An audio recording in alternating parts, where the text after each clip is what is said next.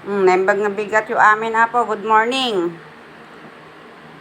Highly requested sa akin yung Somtom salad Thai style. So, ang mga kailangan natin, meron tayong mortal and pastel, meron tayong bagoong, meron tayong fresh na papaya. Ang gulay natin, depende na sa inyo anong gusto nyo. May sigarilyas, may talong. Mas maganda sana kung yung bilog. Kasi pwede mong kaining fresh yon. May repolyo, may pipino. Pipino kasi para ma-neutralize mo minsan yung anghang. May carrot, may kamatis, okra, siling labuyo, sibuyas na pula. Nabanggit ko na ba yung kalamansi kanina? Mas masarap sana kung may dayap. Tsaka yung kinirog o yung sinangag na crablets. So, good morning mga ka-followers at tsaka non-followers. Gagawa ako ngayon ng sausawan ng aking vegetable salad. So, ito yung tinatawag na Somtom salad sa Thailand. So, makikita nyo mayroon ng raw yung carrot, tapos meron ding pipino. And then, sunod natin itong kinayod ko na fresh papaya.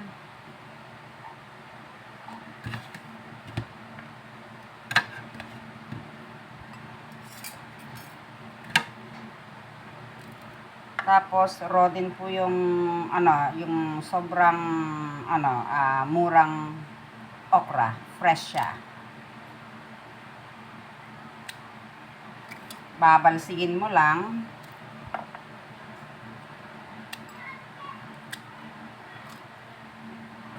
Kahit po yung kamatis binalsig amin data, hindi mo siya pwedeng hiwain ng pino. So, malalaki. So, ganyan lang po yung hiwa niya.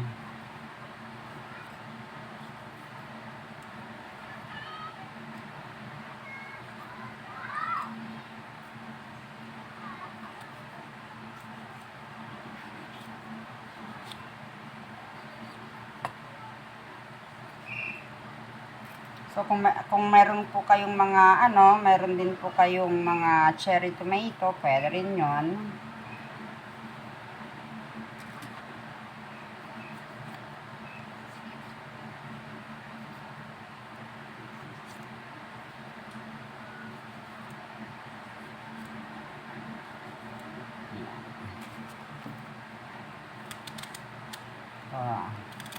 Sibuyas,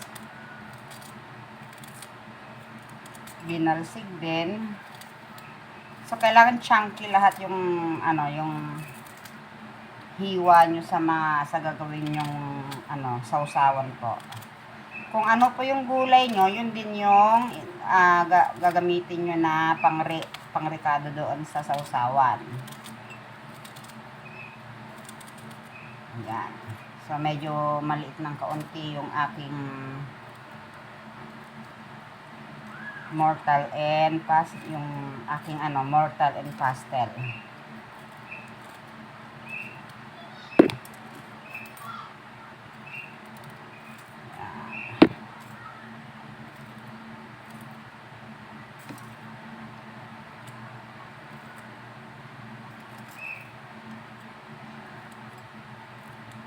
Ayan.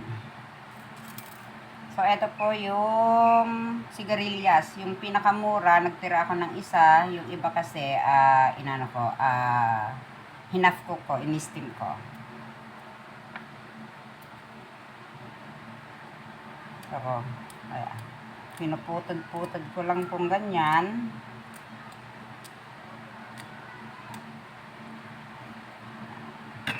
Pagka wala po kayong mortal or pastel, pwede na po sa mangkok o kaya sa mas malalim na lagayan. Since ito hindi nga po magkasya yung aking gulay, ililipat ko ngayon sa mas malaking lagayan.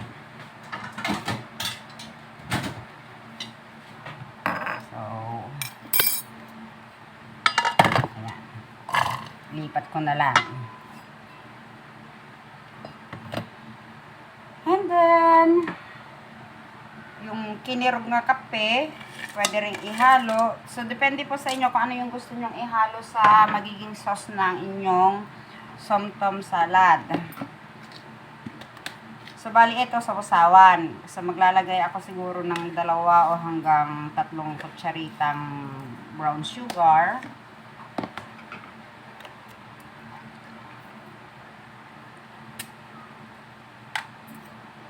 Tapos, mga 4 na kutsara ng boneless bagoong natin.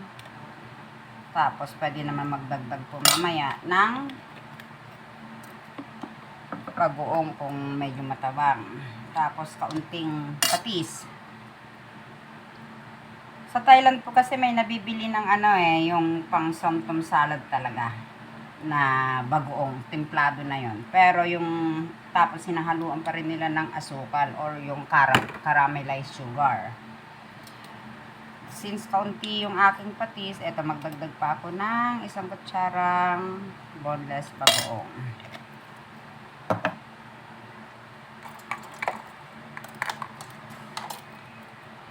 Tapos, pigaan na po natin ng kalamansi. Kung daya po yung gagamitin, kailangan mas masarap po kung kasali yung balat po ng dayak. Minsan yung ang kalamansi kasi nag-iiba yung lasa, mapait. Kaya, ayan, ginagamitan ko ng strainer po yung aking kalamansi.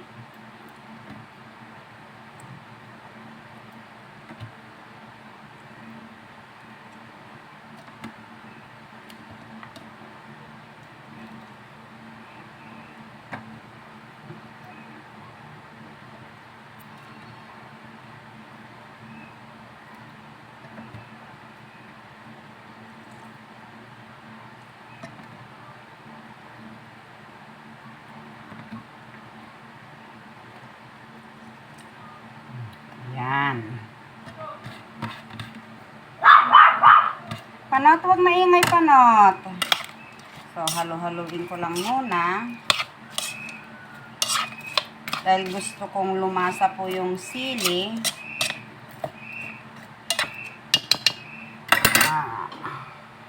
Pwede ko po, ayan, pwede kong gamitan po ng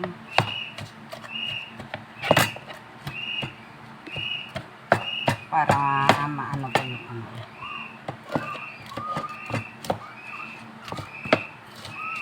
ilus. Ano ba yun? Dapat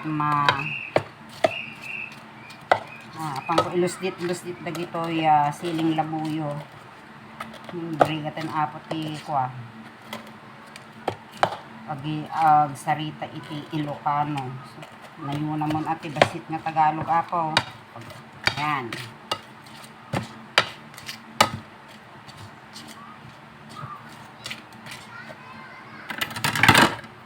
So, eto okay na siya. So, ready na po yung ating sausawan. Okay na. Ito na po yung yung sausawan ng aking somtom salad. So, gagawin ko ngayon, ilalagay ko lang po siya sa gitna. Ayan. So, bali, ang lasa po ng bagoong, hindi po siya ganun kaalat kasi na-neutralize po ng ng asukal, yung alat ng ng bagoong.